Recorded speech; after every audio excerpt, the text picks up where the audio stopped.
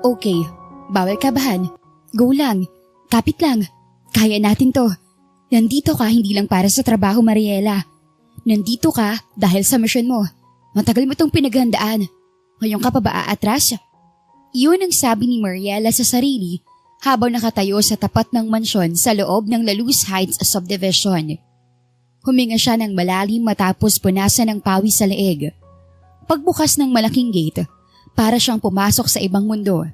Bermuda grass, malaking fountain, 3 kotse na nakaparada sa gilid, at sa gitna ng lahat ng iyon ay ang mansyon na mas malaki pa yata sa barangay hall ng kanilang munting bayan. Ikaw ba si Mariela Dizon? Medyo mataray na tanong ni Manang Angie. Naka-uniforme ng pang-maid. Ito agad ang sumalubong sa kanya. Opo, ako po yung nag-a-apply sa posisyon ng yaya. Sumunod ka. Tahimik at madilim ang loob ng bahay, pero malamig doon na parang mall at mabango na parang hotel. Pagpasok nila sa living room, naroon si Mr. Dre Villarama na nakatayo sa hallway. May hawak na tasa ng kape. Napanganga si Mariela. Literal. Matangkad ito, clean cut, matalim tumingin, nakasuot ng itim na t-shirt at moong na pantalon na parang kagagaling lang ng photoshoot. Miss Dizon, please have a seat. Formal na sabi ni Dre. Opo sir. Magandang umaga po. Grabe tong bahay niyo sir. Parang mall. Well, I think that's a compliment. Anyway, tell me about yourself. Naupo ang lalaki sa upuan sa kanyang harap. Mariela Dizon po sir. 24, Tubong Rizal. Graduate po ako ng education course pero hindi pa po ako nagkakapag-board exam kasi. Yun nga po, ang daming ganap sa buhay. Ano experience mo pagdating sa pag-aalaga ng bata? Nako, marami pong bata sa compound namin sir. Ako po ang paboritong tagabantay ng mga nanay. Kapag meron pong may sakit, ako rin pong takbuhan. Kapag may nag-aaway na magkapatid, ako rin pong referee. Parang barangay tanod ako sa amin, sir. Kiddie edition. May experience ka na ba sa batang spoiled, disrespectful at medyo destructive? Saglit siyang natigilan. Sa totoo lang po, lahat po ng klase ng bata naalagaan ko na at wala pa akong sinukuan. But have you met one so bad na gusto mo nalang umiyak ka? Natawa siya. Nako, araw-araw po sir. Pero wala naman pong maitutulong kung iiyak ako. Hindi naman po sila babait kung iiyak ako, di ba? Para sa akin kasi, ang ugali ng bata depende sa mga taong nakapaligid sa kanya, lalo na ng magulang. Nagbulungan ang dalawang kasambahay sa likod niya at lalong tumalim ang tingin ni Dre sa kanya. Sinasabi mo bang kasalanan ko kung bakit matigas ang ulo ng anak ko? Matigas nitong tanong. Naku sir, hindi naman po sa ganun. Sa totoo lang po, ako, kasama po yan sa mga pinag-aralan namin. Fine. Bahagya itong tumangutango pero nakakunot pa rin ang noo. You'll start on the trial for a week. Kapag okay ka, we extend. If not, I'm sorry. Salamat po sir. Kung gusto niyo po kahit ngayon na, pwede na ako magsimula eh. Bukas. Matigas nitong sabi. Be here at 7, sharp. At bago pa siya makatayo, ay biglang may malamig na tumama sa kanyang muka. Ay! Oh my God! Bakit hindi ka umiwas? Matinis na sigaw ng batang si Bianca Faye, sabay irap ng tamaan si Mariela nang binato nitong ice cream cone sa muka. Bianca Faye, say sorry. Galit na sabi ng ama nito. No! Malakas at matigas naman na sagot ni Faye. Okay ka lang, Miss Mariela? Medyo nag-aalalang tanong ni Dre kay Mariela. Opo sir, medyo malamig lang po pero caring-carry. Natatawa pa niyang sagot. Napailing si Dre. Bianca anak, apologize to Miss Mariela or no gadget until tomorrow. No, I don't like her. Bakit ang pangit ng headband niya? Yuck! Ang pangit pa ng damit niya. Baka kunin yung toys ko, Daddy. Sa halip na mainis ay ngumiti lang siya. Hello little girl, ako si... I am not a little girl. I'm Digna. And don't come near me. Yuck! Sabay tapo ng stuffed toy sa kanya. I want my mommy. I don't like any yaya. Nako, mukhang ibang level itong anak niyo, sir. So ka na kagad? Hindi po, sir. Medyo nasa-challenge nga po ako eh. Tumayo si Dre at tiningnan siya mula ulo hanggang paa. Let's see how long you last. Agad siyang nagpaalam at lumabas ng mansyon. Mahigpit ang pagkakahawak sa bag na sira na ang zipper. Bago tuluyang makalayo ay muli niyang nilingon ang mataas na gate niyon at saka napangiti. Dahan-dahan niyang kinuha ang cellphone sa bulsa at may tinawagan doon. Tanggap na ako. Bukas magsisimula ng pagbagsak niya. Yaya! Ay, Diyos ko po. 7:00 pa lang ng umaga. Bakit hindi maganda yung design ng marshmallow sa hot choco ko? Galit na sigaw ni Bianca Faye na noon ay naka-full Elsa costume, wig and all. Pasensya na po, hindi ako na-inform na kailangan palang may spacing ang marshmallows. Promise, next time, gagamit na ako ng ruler para sure. Dapat lang. Gusto ko laging perfect. And if you're not perfect, go away. Faye, kailangan mong tandaan na walang taong perfect. Ang daddy mo, hindi perfect. Ako, hindi perfect. Ikaw, hindi perfect. Whatever! Sigaw ng bata. Samantalang si Dre ay tahimik lang sa gilid, nanonood. Mukha itong supervisor na parabang binabantayan siya kung susuko na ba o lalaban pa. Ilang araw pa lang ang lumipas pero pakiramdam ni Mariela ay parang ilang taon na siyang yaya sa bahay ng mga Villarama. Walang oras na hindi pinasakit ni Bianca ang ulo niya at walang oras na pinigilan niya ang sarili na mag-resign na. Yaya, ayoko nito. Ayoko ng dilaw na itlog. Gusto ko yung white lang. Bumuntong hininga siya. Inhale, exhale. 1, 2, 3. Bianca, hindi pwedeng, I don't like this. Singhal ng bata, sabay tulak sa plato, na halos ikatapon na ng laman niyon sa mesa. Natigilan si Mariela pero ngumiti rin. Baby, tinanggalan ko na nga ng balat yung nilagang itlog. Tapos iniwa ko na rin para madaling kainin. Kung ayaw mo, maghahanda na lang ako ng iba. Ano pa bang gusto mong breakfast? Gusto ko ng egg pero ayoko ng yellow. Alam ni Daddy na ayoko ng yellow. Tiningnan lang ni Mariela si Bianca. 7 years old. Cute na cute. Maganda ang mga mata tulad ng sa ama. Tuwid na tuwid ang itim na buhok. Pero ang bibig, pang high fashion runway ang attitude. Bianca, hindi naman kasi healthy kung puro puti lang ang kakainin mo. Eddie, I don't want to eat na lang. I'll tell Daddy na ayaw mo akong pakainin and gusto mo akong nagutom forever. Napasimangot si Mariela. Sa gilid ng kanyang mga mata, ay nakita niyang umiling-iling si Manang Angie habang nagwawalis samantalang ang driver naman na si Mang Benny ay biglang napaatras na parang nakakita ng multo. Bianca, mariing sabi ni Mariela matapos lumapit sa bata. Alam mo baby, hindi porket nasa iyo ng lahat, tama ng lahat ng gusto mo. Minsan, kailangan mo ring matutong makinig, lalo na sa mga nakakatanda. Bakit kita pakikinggan? Hindi naman ikaw ang mami ko. Muli huminga siya ng malalim, lumuhod sa harap nito at tiningnan ito sa mata. Hindi nga ako ang mami mo, pero alam mo ba, kung narito siya, gusto niya na sana may kakampi ka. Yung magtuturo sa iyo kung paano maging mabait, kung paano maging matalino.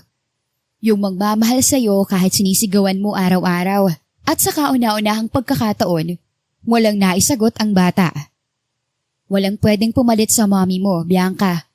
Pero narito ako para alagaan ka. Tulad ng pag-aalaga sa iyo ng mami mo noon. Nandito lang ako lagi para sa iyo. Yun ay kung papayag ka. Napansin ni Mariela ang tila pag-iiba ng mood ng bata. At alam niya ang ibig sabihin nun. Gusto ko ng bagong kutsara. Matigas pero mahinahon itong sabi. Ginamit mo na dyan sa yellow ng itlog. Madumi na yan. Yak! Pilit siyang ngumiti. Okay, bagong kutsara, coming up. Tumayo siya at nang pabalik na ng kusina ay muli niyang narinig ang maliit na tinig ni Bianca. Yaya? Yes, ma'am? Okay lang siguro na may konting yellow. Kung konti lang. Tumingin siya sa bata at ngumiti. Mukhang unti-unti nang lumalambot ang loob ng bata. Noted, kaunting yellow lang. Promise. Kinabukasan, maagang gumising si Mariela. Hindi dahil sa alarm, kung hindi dahil sa masama niyang panaginip na sinusunog ni Bianca Faye ang mga gamit niya habang naka-Princess Jasmine costume. Paggaba niya sa kusina ay naamoy agad niya ang kumukulong kape, pritong tuyo at dinig agad ang mga kalansing ng pinggan. Ay, good morning Yaya Mariela! Masayang bati ng tagaluto ng mansyon na si Manang Angie. Sabay abot sa kanya ng isang tasang kape. Magkape at mag-almusal para handa ka mamaya kapag gising ng prinsesa. Salamat po, Manang. Naupo siya sa lumang upuan na yari sa ratan. Kumusta ka naman ngayon? Pagkadakay tanong ni Manang Angie habang naglalagay ng mantika sa kawali. Buhay pa naman po. Pero parang konti na lang bibigay ng utak ko. Itong si Bianca Faye, parang 10 tao sa isang katawan eh. Nakailang yaya na nga po ba si Bianca? Natahimik si Manang na tila nagbibilang sa isip. Mga 14. 14? Oo, hindi pa kasama yung umalis ng walang paalam. Yung iba, 3 araw lang ang tinatagal. Yung isa, 2 linggo. Bakit? Ano pong nangyari? Ayun, tinamaan ng nerbiyos. Nakikita lang namin yung iba, umiiyak habang naglalaba. Yung iba naman, natutulala na lang. Meron pa hindi na makatulog eh. Nako, ako palang next target ng trauma.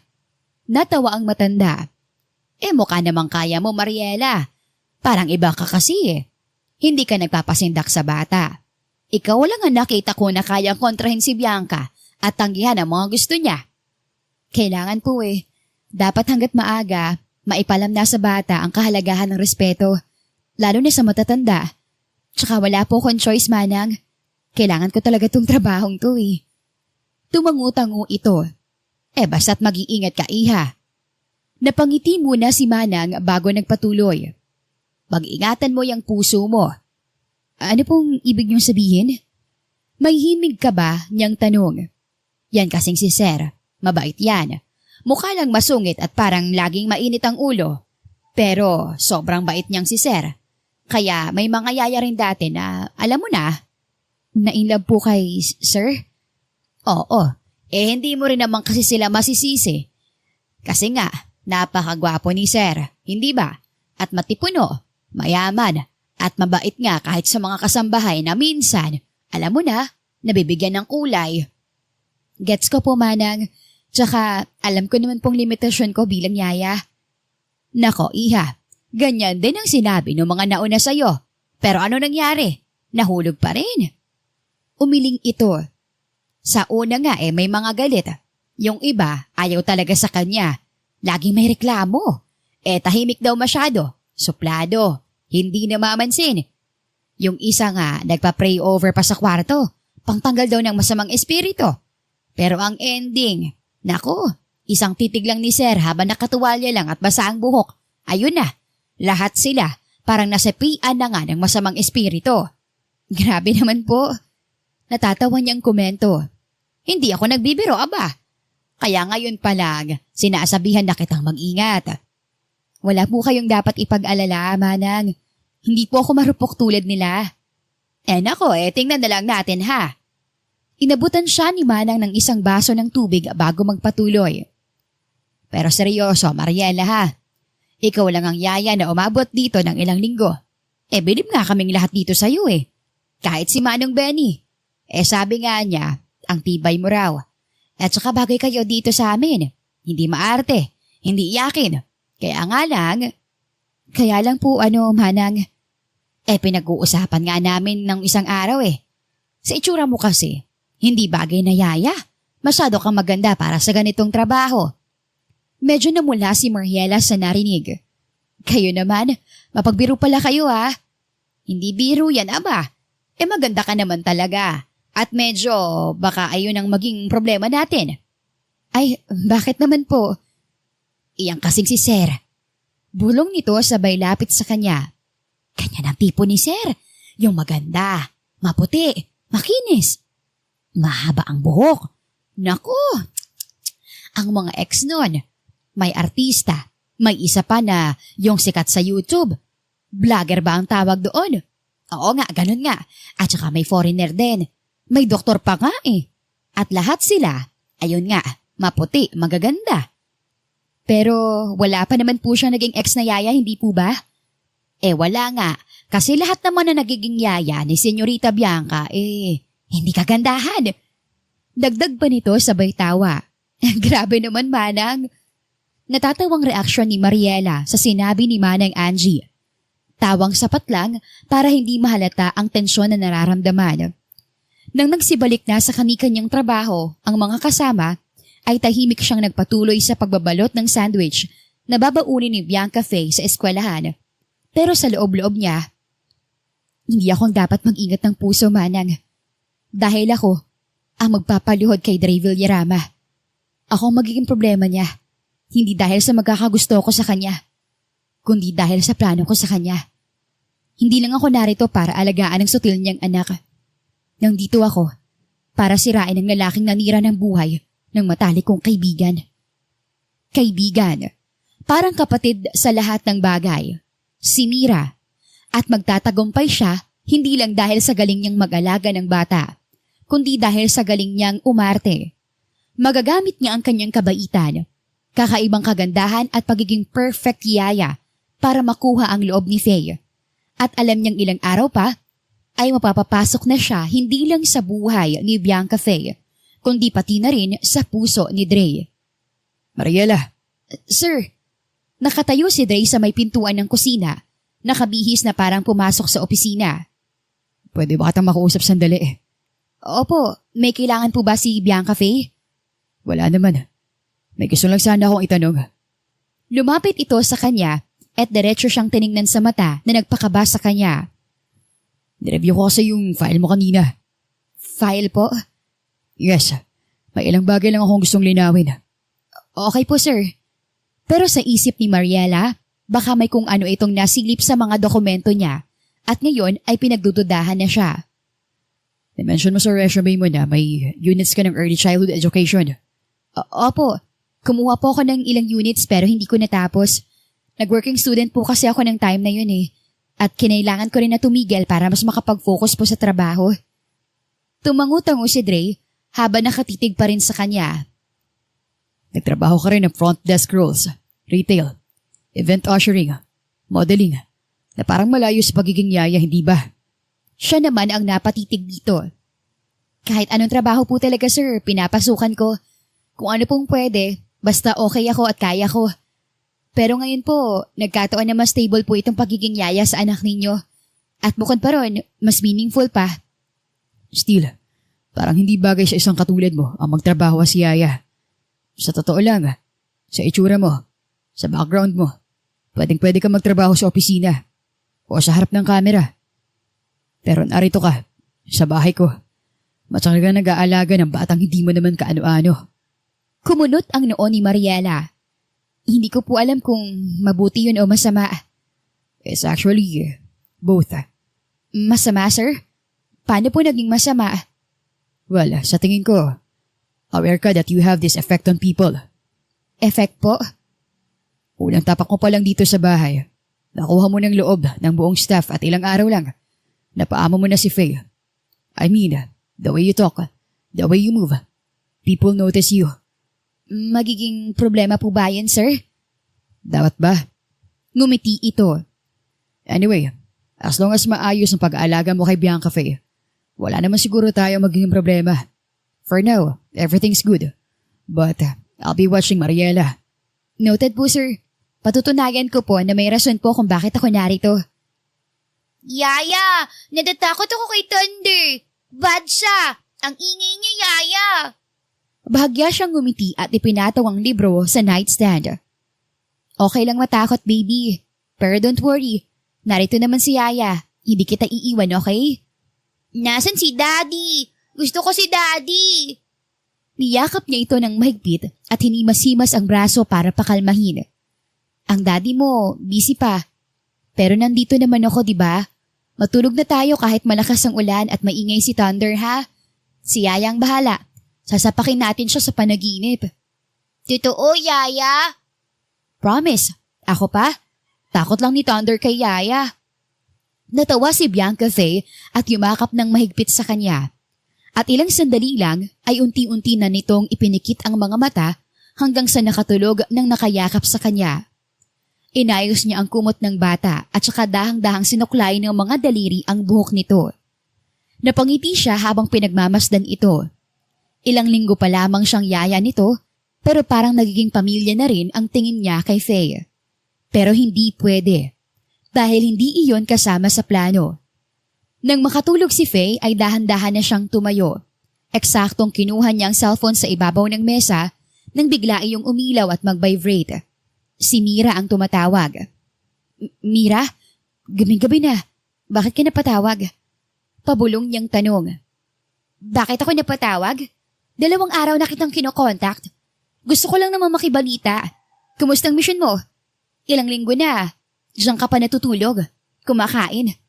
Alam mo na dapat ang schedule ni Dre. So ano pang hinihintay mo? Mataray nitong tanong. Pinag-aaralan ko pang mabuti kung paano ko gagawin ang utos mo, Mira. Relax. Talaga ba? O baka naman ipinagpapaliban mo dahil lumalambot ng puso mo sa anak niya? Bumuntong hininga siya. Mira, hindi itong tamang oras. Pag-usapan natin to sa ibang araw. Please. Baka naman hindi sa anak lumalambot ang puso mo, kundi sa ama. Stop it. Hindi ganun kadali ang gusto mong mangyari. Lalo na't matalino si Dre. Ayoko lang na maghinala siya sa akin. Sana nga ganun na lang. Sana nga, hindi ka pa nahuhulog sa mga ngiti niya. Sa mga titig niya. Dahil ayoko maranasan mo ang naranasan ko, Mariela. Napapikit si Mariela. Nang marinig niyang magsimulang umiyak ang kaibigan sa kabilang linya, alam na niya ang kasunod niyon. Ayokong lokohin ka rin niya. Ayoko masaktan ka niya. Ayoko maranasan mo yung pakiramdam nung pagkatapos pangakuan ng kasal.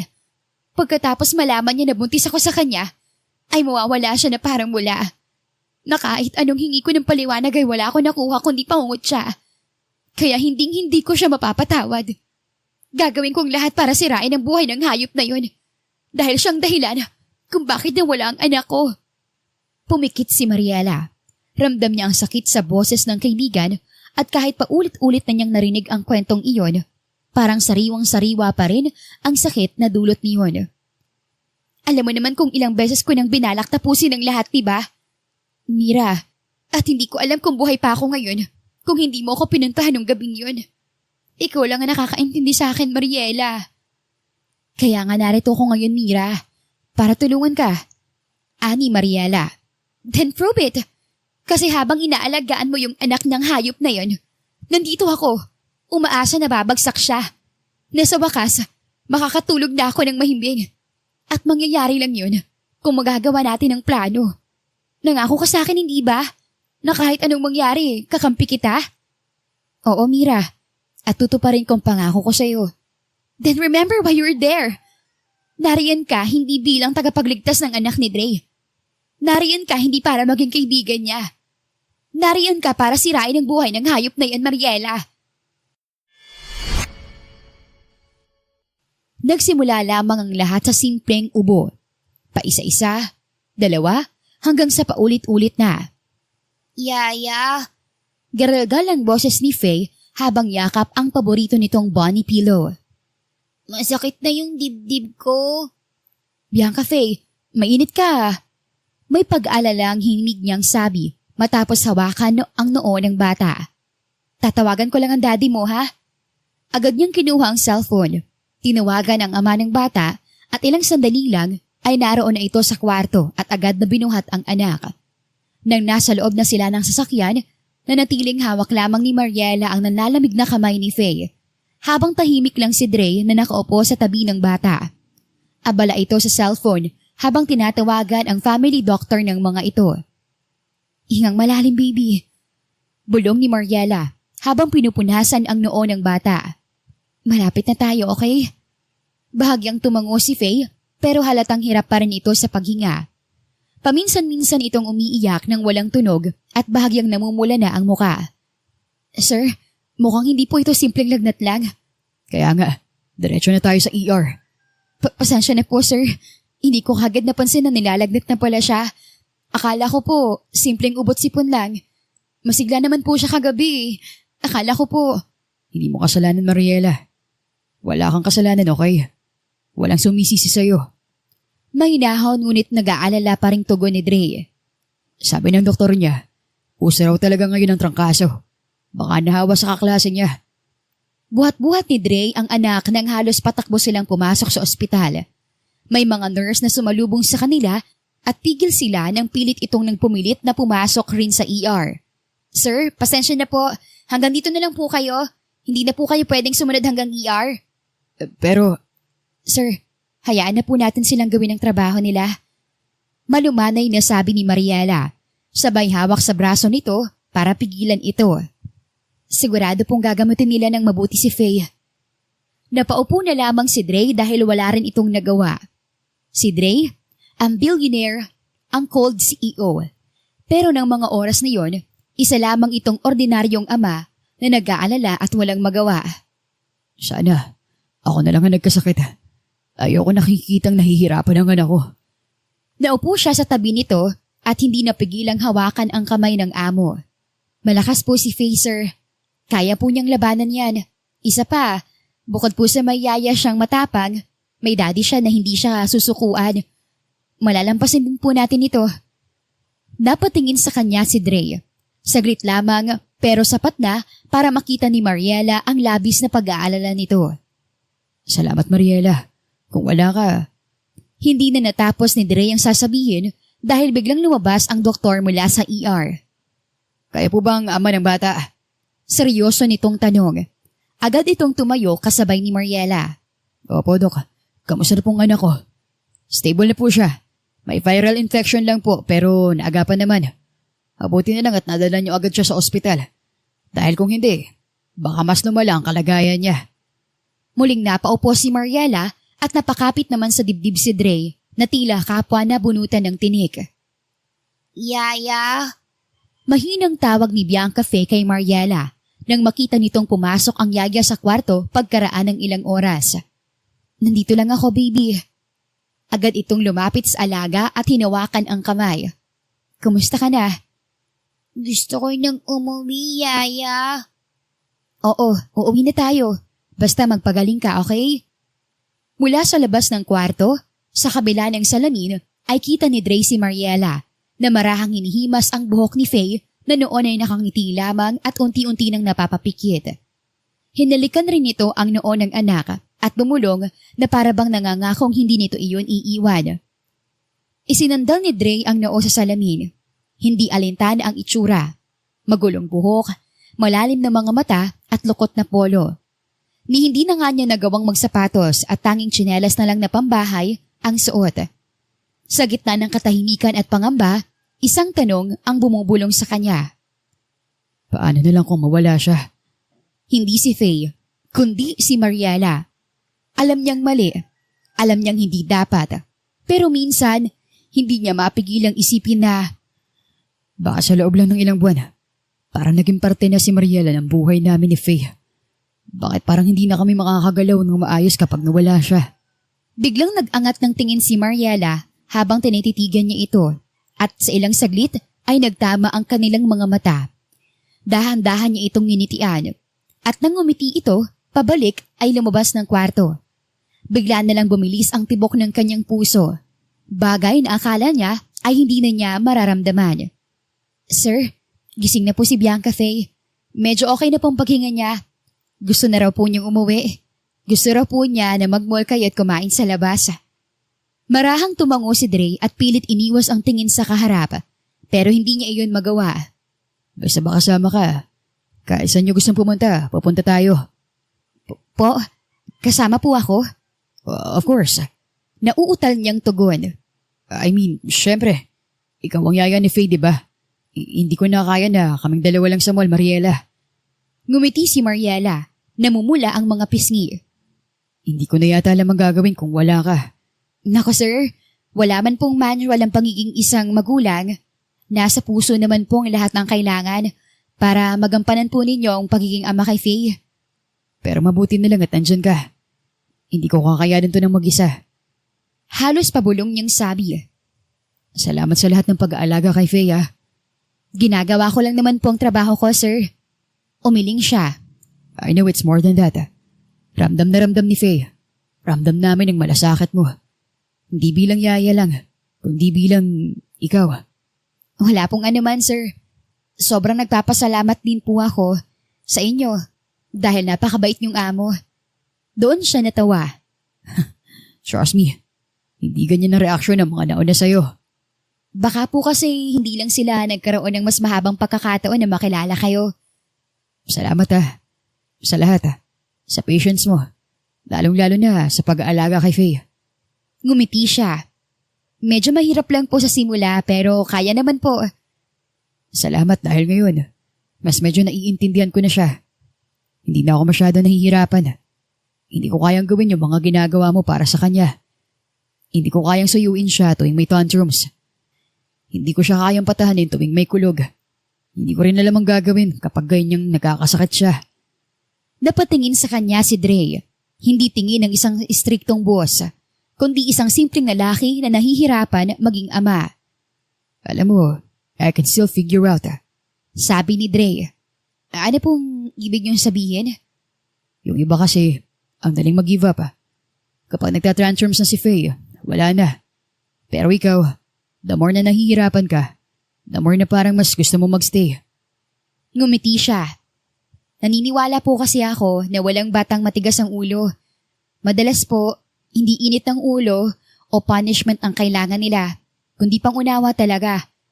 Mabait na bata naman po talaga si Faye. Siguro, kailangan lang po talaga ng kausap minsan. Nitong mga nakarang araw po, medyo nagiging madaldal na siya sa akin eh. Nagkukwento na po siya ngayon. At nakakatawa nga kasi malambing na po siya. Kumpara noong una. Yumayakap na po siya ng kusa. She's never done that before. Yung yumakap sa akin. Yumuko siya para tingnan ang bata na nakayakap pa rin sa kanya. Takot po siya tuwing umuulan. Sabi niya, nalulungkot daw siya kapag umuulan. Kasi naaalala raw niyang mommy niya. Akala ko noon, hindi pa niya naiintindihan ang mga nangyayari. Matagal na siyang nahihirapan, alam ko. Pwede pong itanong kung bakit? Mahina niyang tanong. Tumitig si Dre sa sahig na parang naroon ang sagot sa tanong ni Mariela. Ilang segundo pa bago ito muling nagsalita. Na-aksidente ang mommy niya. 3 years old pa lang si Faye noon. Sobrang mommy's girl yung batang yan. Magkasama sila lagi sa lahat ng bagay. And then one day, bigla na lang nagbagong lahat. Ramdam ni Mariela ang lungkot at pagdadalamhati ni Dre habang kinukwento ang pangyayaring iyon. Wala siyang nagawa kundi ang tumahimik. Makinig at unawain ang pinanggagalingan ng mag-ama. Hindi nagsalita si Faye ng 1 buwan pagkatapos nun. Hindi yun umiiyak. Parang nag-shutdown ng utak niya at katawan. Sabi ng doktor, shock daw. Then when she eventually came to her senses, nag-iba ng attitude niya. Yung dating malambing na bata, naging laging galit. Grabe po pala. Bulong ni Mariela. Mabuti po ngayon, unti-unti na siya nakaka-recover. Dahil yun sa'yo. Napaangat niya ang tingin. Sa tono ng boses ng amo ay halatang seryoso ito. Walang halong biro. Nagbago siya simula nang dumating ka. Hindi na siya mahirap pakainin ngayon. Kahit ang gulay kumakain na siya. Tumatawa na rin siya ngayon. At marunong nang gumalang ng nakatatanda. Sumusunod na rin siya sa mga simpleng utos. Ngumiti siya at bahagyang namula ang mga pisngi. Sabi ko naman po sa inyo mabait na bata po talaga si Faye. Kailangan lang niya ng oras. Nagtataka lang ako. Paano mo nagagawa yun? Siguro po kasi hindi ko siya tinitingnan bilang problema. Bata lang naman po si Faye, di ba? Natatakot, naghahanap ng kakampi. Yung pagiging brat niya po noon, baka naghahanap lang po ng atensyon. Tsaka sir, kayo rin naman po di ba? Kahit hindi niyo po siya laging naiintindihan, minamahal niyo pa rin siya ng buong buo. Hindi agad nakatagon si Dre, pero kita sa mukha nito na may gusto itong sabihin. Pinipilit kong subukan, araw-araw. At doon na na-realize ni Mariela na hindi naman talaga masama si Dre. Siguro dahil na rin sa demanding nitong mataas na estado at bilang isang ama na pilit nagpapakaama matapos mawala ng katuwang sa buhay. Teka, bakit parang hindi naman siya monster tulad ng sinasabi ni Mira? Broken lang talaga. Laging pagod lang. Pero hindi siya masamang tao. Lalong hindi siya isang masamang ama. At saka, gwapo rin talaga kahit may konting eyebags at hindi nakapagsuklay. Tiningnan siya ni Dre ng matagal na para bang may gusto itong sabihin pero mas pinili nitong sarilinin na lang. Isa lang naman ang hiling ko, Mariela. Alagaan mo siyang mabuti. At sana, huwag mo munang maisip na umalis. Hindi ko kakayanin kapag umalis ka. Hindi kakayanin ni Faye kapag umalis ka. Mariela! Ay sir! Pasigaw niyang sabi. Agad niya iyong nilingon. Dahilan para maibagsak niya ang plush teddy bear ni Faye. Abala siya noon sa paglilinis ng playroom nang biglang sumulpot ang amo sa likod niya. Bahagyang natawa si Dre sabay abot ng puting kahon. Company phone. Para madali kitang makontakt. In case of emergency, of course. Of course, pang-emergency lang. Lihim siyang napangiti. Pero sir, kailangan pa po ba nito? May sarili naman po akong cellphone. Na madalas walang load. At ayoko maulit yung ilang oras ka naming tinatawagan. Hindi ka sumasagot. This way, I can reach you anytime. Hindi yung nag-worry ako sa'yo. Nag-worry sa'yo si Faye, ang ibig ko sabihin. Okay po sir. May himig na kilig niyang tugon. Anyway, may charity event nga pala ang company this weekend. Kasama ko si Faye. Ako na pong bahalang mag-ayos ng damit niya sir. May theme po ba na kailangan? Formal po ba? Yes, formal. Na-inform ko ng designer ni Faye. Dadalhin na lang niya ang gown na gagamitin ni Faye. Wow, may designer ang bata. May iba po bang kailangan para sa event, sir? Well, kailangan kita sa event. Po? Gulat niyang tanong. Ako po? Kailangan niyo sa event? Tumango si Dre at pagkatapos ay napangiti. Agad na namula ang mukha nito. Hindi ko kaya mag-isa si Faye. Ganun po ba? Hindi ba po pwedeng si Manang na lang? O kaya po si ate? No, ikaw lang ang gusto ni Faye. Hindi raw siya sasama kung wala ka. Pero sir, wala po akong formal na damit na pwedeng isuot sa ganong klaseng event. Lumapit ka kay Manang. Alam na niya kung anong bagay sa'yo. Nakaalis na't lahat si Dre ay naiwang nakatayo lang si Mariela sa gitna ng playroom. Hala, anong isusuot ko?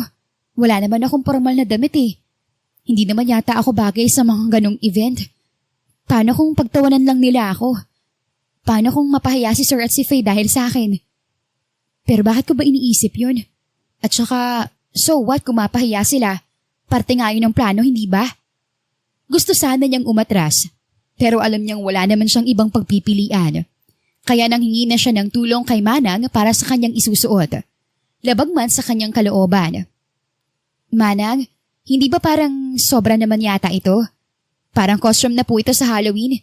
Yung mga pang-princess na tema. Natatawa niyang sabi nang ipakita sa kanya ni Manang ang kulay itim na medyo makintab na cocktail dress. Ano ba yung pinagsasabi mo, iha? Inilapit ni Manang ang damit sa kanyang katawan habang kapwa sila nakatingin sa kanyang refleksyon sa salamin. Alam mo ba, isang beses lang naisuot yan ni Madam Criselda. Tingnan mo, magka-size pala kayo Ma'am Criselda? Oo, ang ina ni Faye. Sigurado po ba kayong okay lang kay sir na ipasuot sa akin ang damit ng asawa niya? Hindi ba nakakahiya? Baka sabihin, hindi natin inirerespeto yung tao. Maraming iling ang itinugon ng matanda. Natitiyak ko na mas gusto ni sir na may nakikinabang sa mga dating gamit ni madam. Siya pa nga nagsabi sa akin ay pasuot sa iyo yan. Tiningnan siya nito mula ulo hanggang paa. Nako, sak na bagay sa iyo ang damit kapag naisuot mo na. Pero Manang, baka meron pa pong iba na hindi masyadong maganda. Baka po kasi sabihin nila, a-attend ako ng awarding ceremony. Natawa si Manang. Ano ka ba, Mariela? Ang mga tao na dadalo sa event na yon, mayayaman. May mga politiko, mga artista, mga modelo. Kaya dapat huwag ka magpapahuli. Dapat magmukha kang sosyal para hindi ka ma-out of place ba? Yun nga pong kinakatakot ko Baka ma-out of place ako, Manang. Yaya lang naman po ako ng bata. Bakit kailangan ko pang magbihis ng ganyan? Siguro, mas okay po kung uniform na lang pong isusuot ko. Ano bang sinasabi mo, Rian? Si Sir na nga mismo ang nagsabi na dapat ayon sa tema ng party ang isusuot mo, hindi ba? Marahan siyang naupo sa dulo ng kanyang kama. Kinakabahan po talaga ako, Manang. Tingnan mo nga ako sa mga mata, Iha. Huwag mong sayangin ang pagkakataon. Pumunta ka roon, ipakita mo na hindi kailangan maging mayaman para magmukhang mayaman. Naiintindihan mo ba ako? Pero wala naman po akong dapat patunayan. Yaya lang naman po akong pupunta roon. Aba, hindi mo dapat nilalang ang pagiging yaya mo, Mariela. Lalo pat sigurado ako na hindi lang simpleng yaya ang tingin sa'yo ni Sir. Oh? Takanyang tanong. Ano ba yung sinasabi niyo, Manang? Kayo talaga? Sa totoo lang ako, Iha. Ibang-iba na si Sir simula nang dumating ka eh. At akala mo ba, hindi namin napapansin kung paano katitigan ni Sir? Ay naku, may lagkit. Ramdam ni Mariela ang pag-iinit ng pisngi. Bakit parang kayong kinikilig, Manang? Kayo nga po noon ang walang tigil sa pagpapaalala sa akin na ingatan ko po ang puso ko at wag po akong kikiligin kay Sir Dre. Pero bakit po ngayon? Parang kulang na lang ipagtulakan niyo na ako ah. Kasi naman, bagay na bagay kayo ni Sir Dre, Iha. Bukod sa mahal na mahal ka na ni Faye, napapaamo mo pa ang ama. Bihira ang ganyan, lalo na dito sa pamamahay na to. Alam mo ba, simula nang mawala si Madam, ngayon na lang uli namin nakita nung umiti si Sir. At ngayon na lang namin siya nakita at narinig na tumatawa uli. Umiling siya kahit pa nga aminin man niya o hindi. May kaunting kilig din siyang nararamdaman. Baka po nagkataon lang nung dumating ako, handa na silang mag-ama na mag-move on. At magmahal muli. Nangingiting dugtong ng matanda. O siya, halika na. Isukat mo na ito para malaman na natin kung may kailangan tayong iayos pa. Yes, confirm ng donors. I'll check the media booth later. Make sure na walang sablay, okay? Bye. Ibubulsa na sana ni Dre ang cellphone nang bigla siyang napatingin sa red carpet kung saan naglalakad ang kanyang anak na hawak ang isang kamay ni Mariela. Maganda ang ngiti ni Faye pero hindi doon nakatuon ang kanyang pansin. Daddy! Excited na bati ni Faye habang tumatakbo palapit sa kanya. Look at Yaya, oh! She's very pretty, right? She looks like a princess. Natawa na lang si Mariela. Faye, kanina mo pa ako binobola ha? Tama naman si Faye, Mariela. You look different. She looks like a princess, Daddy. Not different. Pagtatama ng anak na nagpatawa kay Dre. Of course. Oo nga naman. You look like a princess, Mariela. Salamat po, sir. Alam ko pong sinasabi niyo lang yan kasi sabi ni Faye. Pero... No, I mean it. Seryoso niyang tugon na ikinagulat rin niya. Bagay na bagay sa'yo yung suot mo. Lalong namula ang pisngi ni Mariela na mapula na dahil sa blush on. Ito pong ipinasuot sa akin ni Manang. Okay lang po ba? Dati po pala itong kay... Yes, that's hers. And it suits you well. May kaunting ikot sa boses niya. Anyway, magsisimula ng program in a few minutes. Noted, sir. Ako na pong bahala sa cute na batang ito. Masayang sabi ni Mariela na hawak pa rin ang kamay ng bata. And you, little lady, huwag mamibitawan si Yaya, Mariela, okay? Baka maagaw siya ng iba sa'yo. Sige ka. Sumimangot agad si Bianca Faye. Ayokong si Yaya, Daddy. Akin lang siya. Atin lang siya, diba, Daddy? Napatingin siya kay Mariela at bahagyang ngumiti. Of course, anak.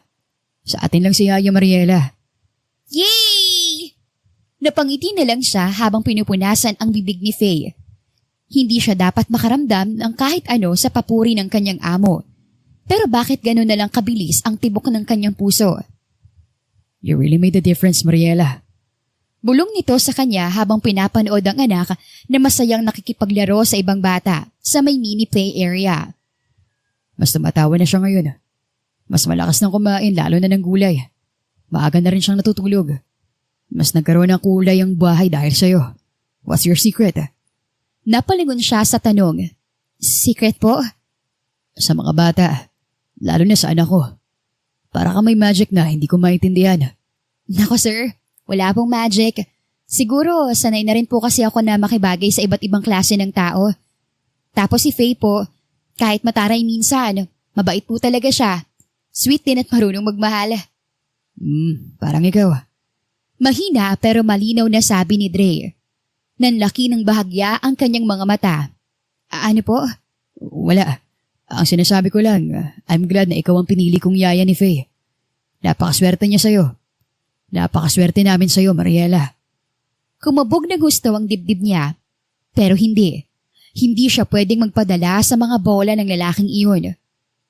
Hindi ako pwedeng malihis sa misyon ko. Hindi ako narito para kiligin. Pero habang nakakita niya si Dre na pinapanood ang anak, may kaunting kurot sa puso siyang nararamdaman. Sandaling nagpaalam si Mariela para gumamit ng powder room. Paglabas niya, ginulat siya ng figura ni Mira. Mukhang nag-e-enjoy ka na, ah. Mira, anong ginagawa mo rito?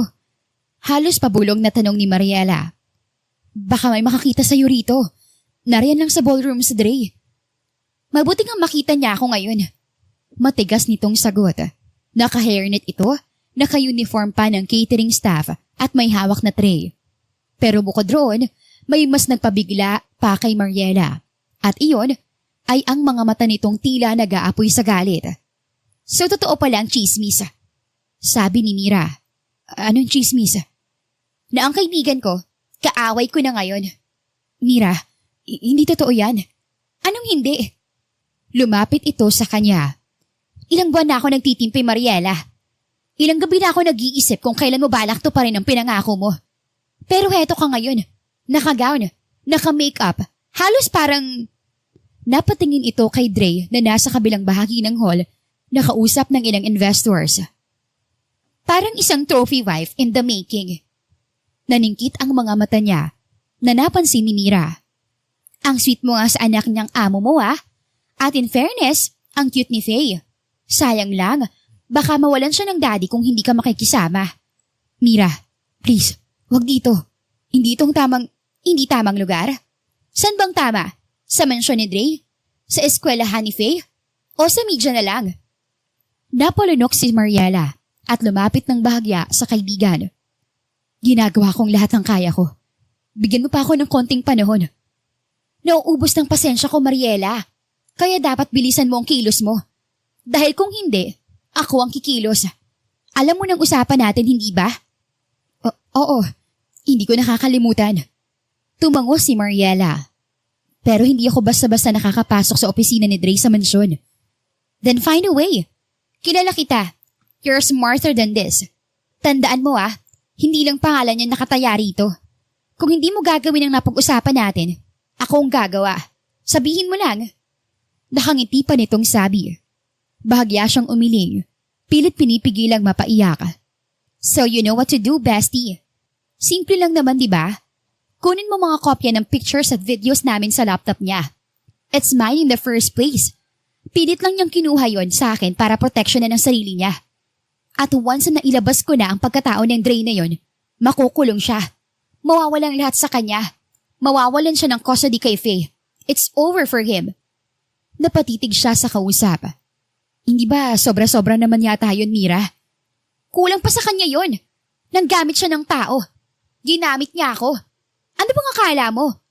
Na mabait siya kasi sweet siya sa'yo? Ginagamit ka lang din ng Dre na yun, Mariela. Huwag kang magpakatanga. Aba, huwag mong sabihin na nahuhulog ng loob mo sa hayop na yun. Hindi siya nakatugon. Oh my God, Mariela! Naloko ka na rin ba ng hayop na yun? Gulat na wika ni Mira. Hindi sa ganon. Then prove it. Tulungan mo akong makuha ang hustisya. Pero hindi ito hustisya, Mira. Naghihiganti ka na. Kahit ano pang gusto mong itawag sa gagawin natin, wala akong pakailam. Kailangan ko mga picture at video sa loob ng 2 araw. Kapag wala kang naibigay, pasensyahan na lang. Mariela, anong tinitingnan mo sa laptop ko? Sir, bigla siyang napadiretso ng tayo nang makitang palapit si Dre doon sa garden, kung saan napiling magtrabaho ni Dre ng umagang iyon. Mabilis niyang ibinulsa ang hawak na USB at pilit pinakalma ang sarili. Kasi po... Kasi po, nakita ko po yung wallpaper ng laptop niyo, sir. Wallpaper? Anong wallpaper? Yung picture natin ng charity event, yung nasa gitna po natin si Faye. Hindi ko lang po in-expect na gagawin yung wallpaper yon. Kasi yaya lang naman po ako eh. Bahagyang nawala ang galit sa mukha ni Dre at napalitan iyon ng kiming ngiti. Baka na parati mong sinasabi na yaya ka lang naman. Dahil yun naman pong totoo, hindi ba? I don't think so. At least hindi na ngayon. Ano pong ibig niyong sabihin? Gustong-gusto ni Faye ang picture na yan. Kaya ako ginawang wallpaper. At nang tingnan ko na matagal, na-realize ko na, oo nga, it's perfect. Parang tayo, isang pamilya. Pamilya, sir? Mariela. Mas lumapit pa si Dre sa kinatatayuan niya at hinuli ang isa niyang kamay na labis niyang ikinagulat. Sinubukan kong umiwas, pero hindi ko talaga kaya. Sa araw-araw ko nakikita kang paano mo alagaan si Faye. Kung paano mo siya napapasaya. Kung paano mo nagawang maging masaya uli ang buong mansyon. Pero sir, gusto nang tumakbo palayo ni Mariela, pero hindi niya kayang iwan ang mga titig ng kaharap. Hindi po pwede. Sinong may sabi? At pagkatapos ay naramdaman na lang niya ang paglapat ng mainit na mga labi ni Dre na nagpagulat sa kanya. Marahan iyon, magaan. May oras pa siya para pigilan iyon pero wala siyang ginawa. Hinayaan lang niya itong halikan siya at nang maghiwalay sila ay nanatili lang itong nakatitig sa kanyang mga mata. Bahagyang lumayo si Dre sa kanya. Alam kong hindi dapat kita laging iniisip, Mariela. Sa umaga, sa gabi, sa tuwing tahimik ang buong mansyon, o kapag tulog si Faye. Iniisip kita kahit nasa opisina ako, nagtatrabaho, at madalas, pinipilit kong makauwi ng mas maaga para lang maabutan kang gising, para makita kita kahit sandali. Hindi niyo dapat sinasabi sa akin ang mga bagay na yan, sir. Hindi niyo pa po ako lubos na kilala. So hayaan mo kung kilalanin ka. Umiling siya. Pumikit at simpleng pinapa ang USB na nasa kanyang bulsa.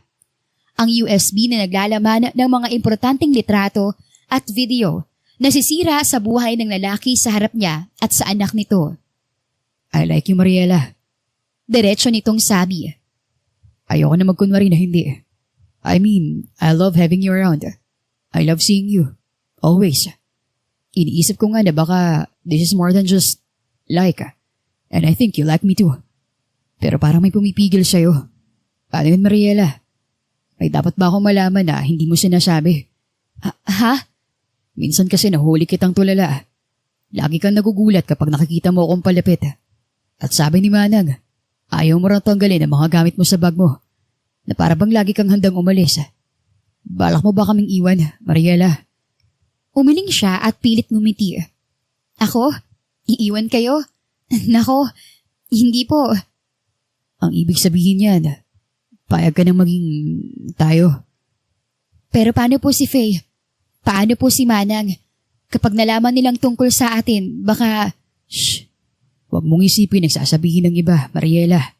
Well, I think magiging masaya si Faye kapag nalaman niya na hindi ka nalang niyaya simula ngayon. At nang muli siyang hinalikan ni Dre, pilit niyang kinalimutan ang tungkol sa kanyang misyon. Sa mga oras na yon, hinayaan niya ang kanyang sarili na magmahal at mahalin. Kahit pa nga alam niyang panandalian lang at hindi magtatagal, ay kakailanganin niyang iwan ang mag-ama habang buhay.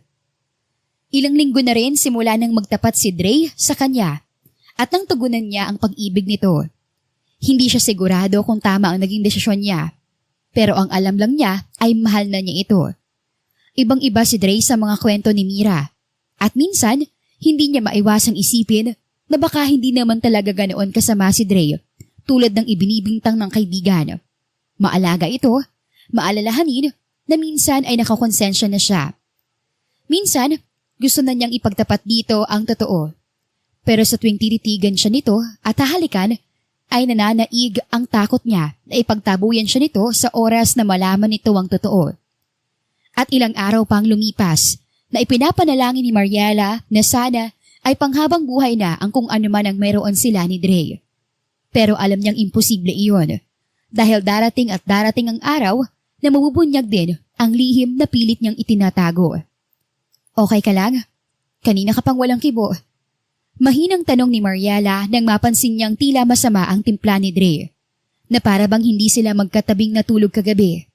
Dre, may problema ba? Alam mo kung ano pinaka-ayoko sa lahat?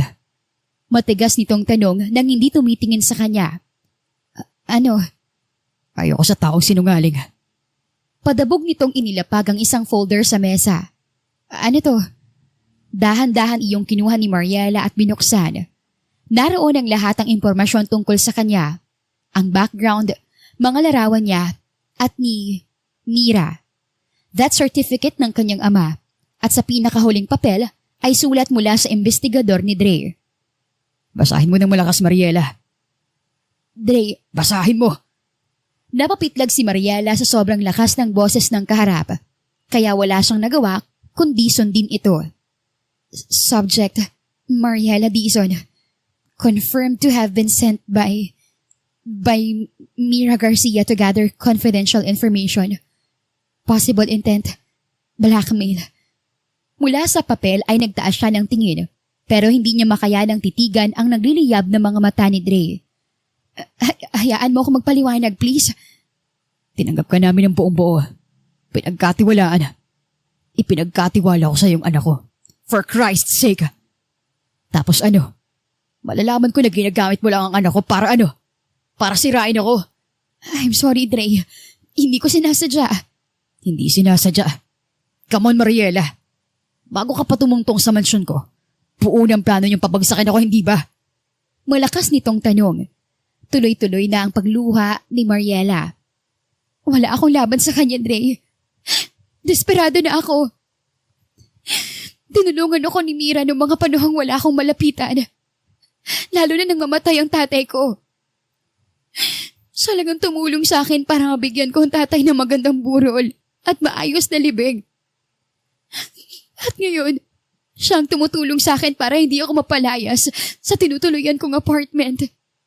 At dahil sa utang na loob na yun, nagawa mo kaming saktan at lokohin. Hindi ko sinasadya. Ulit niya. Napaupo siya sa couch dahil pakiramdam niya ay papawian siya ng ulirata. Hindi ko gustong saktan si Faye. Umiling si Dre. Alam mo bang ikaw lang ang yaya na minahal ni Faye nung ganun? Ikaw lang ang nakapagpatawa sa kanya uli. Ikaw lang ang niyayakap niya ng mahigpit.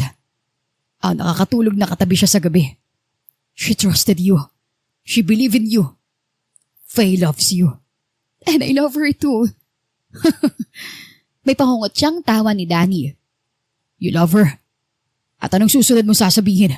Na mahal mo rin ako? Oo, Dre. Mahal na kita. Sa simula ay natigilan si Dre, pero madali rin itong nakabawi. Talagang hanga na ako sa iyo, Mariela. Sinasabi ko na nga ba, mas bagay sa iyo maging artista. Sobrang galing mong umarte. Maniwala ka naman sa akin, please. Hayaan mo kung... Umalis ka na. Umurong ito ng isang hakbang. Gusto ko, wala ka na sa mansyon bago pa magising si Faye. Wag naman ganito, Dre. Nagmamakaawa ako, patawarin mo ako. Pagkatapos mo kaming lokohin, ngayon magmamakaawa kang patawarin kita. Pagkatapos kong ipagkatiwalang anak ko sa iyo ng buo. Pagkatapos ka naming ituring na parang pamilya. Pagkatapos kitang mahalin, ito lang ang igaganti mo. Tumalikod si Dre, pero agad rin siya nitong hinarap. Tell me, yung pagiging mabait mo kay Faye, sa amin, yung mga yakap mo, yung mga halik, yung mga gabing magkasama tayo. Totoo ba lahat yun? O kasama lang yun sa pagpapanggap mo? Totoo lahat yun, Dre. Ako, Mariela, totoo ba ako sa'yo? Ikaw lang ang naging totoo sa buhay ko, Dre. Sayang. Sinayang mo pagkakataon na maging pamilya tayo. Nasaan si Yaya, Daddy? Yun ang paulit-ulit na tanong ni Faye simula nang umalis si Mariela. 2 araw na ang nakakaraan. Halos 1 linggo na ring iyak ng iyak si Faye. Halos ilang linggo na ring ayaw kumain. Hindi na rin ito pumapasok sa eskwelahan dahil ayaw nitong sumama sa kahit na sino kundi kay Mariela lang. Bakit umalis si Yaya? Dahil ba sa akin? Naiiyak nitong tanong. Of course na, anak. Naupo si Dre sa tabi ng anak sa kama nito. So bakit siya umalis, Daddy? Faye, anak. Call her please, Daddy. Gusto kong bumalik na si Yaya. Wala na nagtitell ng bedtime story sa akin. Wala na kumakanta for me. Wala na akong kakampi. Sabihin mo sa kanya na sorry po kung may nagawa akong kasalanan. Hindi ko na po uulitin. Basta bumalik lang siya. Please, Daddy. Yumakap sa kanya si Faye habang umiiyak. Ngayon na lang ulit niya nakitang umiyak ng gano'n ang anak mula nang dumating sa buhay nila si Mariela. At hindi niya alam kung anong mararamdaman tungkol doon. Iniwan niya ako. Just like Mommy did. No, baby. Hindi ganun. Si Yaya mo kasi. Ba't ba ako, Daddy? Hiniiwan nila ako lahat eh. Ba't nila ako iniiwan? Yun ang kinatatakutan ni Dre. Isa sa mga paalala ng doktor ni Faye na may posibilidad na bumalik ang trauma ng anak sa oras na muli itong makaranas ng kaparehong sitwasyon kung saan naiwan ito ng taong malapit dito. At ngayong parang nangyayari uli, hindi alam ni Dre kung kakayanin niyang muling pagdaanan ng hirap na pinagdaanan nila noon dahil sa trauma ng bata. Nang gabing iyon ay hindi siya makatulog. Matapos patulugin si Faye ay bumalik na siya sa opisina at naupo. At doon sa kanyang mesa ay may nakita siyang isang maliit na pouch. Dahan-dahan niya iyong binuksan. Isang USB. Kalaki pang isang maliit na papel na may pangalan niya. Kunot noon niya iyong sinaksak sa laptop at naghintay. Nang buksan niya iyon ay lumantad sa kanya ang kopya ng mga larawan at video na matagal nang gustong kunin ni Mira sa kanya. At sa pinakadulo ng listahan ay isa pang video na may file name na Last. Nang i-click niya yon ay lumitaw ang mukha ni Mariela sa screen. Magulo ang buhok, walang make-up. Magang-maga ang mga mata sa kakaiyak. Dre, kung napapanood mo man to, ibig sabihin, nakaalis na ako o pinalayas mo na ako. Gusto ko lang sabihin na wala akong binigay kay Mira na kahit na ano. Kahit anong pilit niya. Kahit ilang beses niya akong pinagbantaan, hindi ko binigay ang nasa USB. Hindi ko kaya, Dre. Noon akala ko kaya ko eh. Noon yun, nung hindi ko pa kayo nakikilala ng gusto. Hindi mo man ako paniwalaan. Magalit ka man sa akin. Isumpa mo man ako. Tanggap ko lahat. Deserve ko lahat yun. Kahit nga ipakulong mo pa ako, tatanggapin ko ng buo. Dre, pakisabi kay Faye, I'm so sorry. At mahal na mahal ko siya. Ikaw rin, Dre. Mahal kita kahit mahirap paniwalaan. Mariela. Nanginginig ang kanyang mga kamay nang matapos ang video. Sumandal siya sa upuan at huminga ng malalim. Shit. Tumayo siya at kinuha ang cellphone. Boyet, get your men. May papahanap ako. Asap. Hi. Yun ang bumungad kay Mariela nang buksan niya ang pinto ng kanilang lumang bahay ng gabing iyon. Nasa harap niya si Dre, hawak ang isang malaking bag sa kaliwang kamay at ang maliit na kamay ni Faye sa kanan. Sir Dre, anong ginagawa mo rito? Yaya! Agad na tawag ni Faye sabay yakap sa kanyang bewang. Namiss kita, Yaya. Bakit ka umalis nang hindi nagpapaalam? Halos maiyak nitong tanong. Bianca Faye, anak, miss na miss din kita. Marahan niyang sabi sabay luhod at yakap dito. Hindi na rin niya napigilang mapaluwa. Sorry anak, I'm so sorry. Okay lang, Yaya. Basta wag mo na akong iiwan uli, ah. Tumango siya. Promise baby. Tumayo siya at bumaling kay Dre nang kunin ng driver si Faye para makapag-usap sila ng mabuti. Paano mo nalaman kung nasan ako?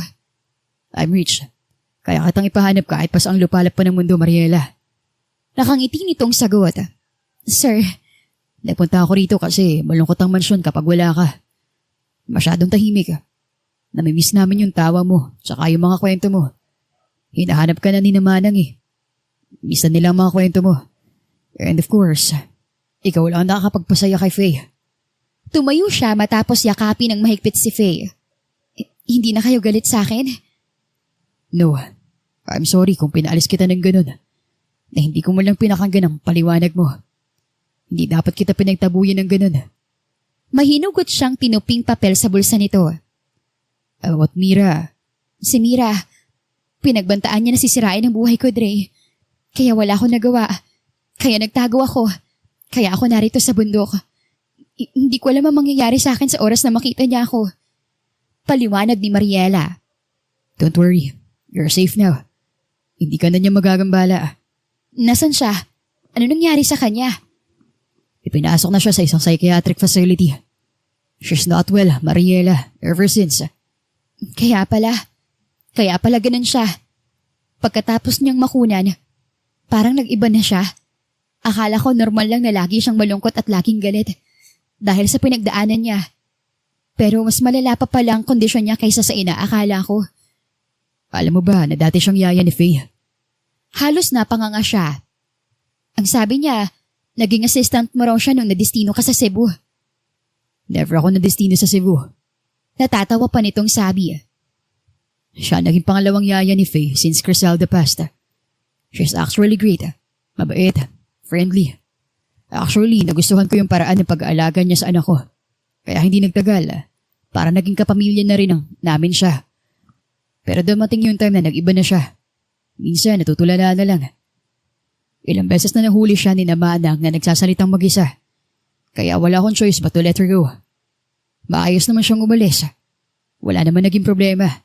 So I had no idea na masyado pala siyang naaapektuhan sa pagpapaalis ko sa kanya. Turns out, na-obsess na pala siya sa akin. Matagal siyang naniwala na sinaktan ko siya.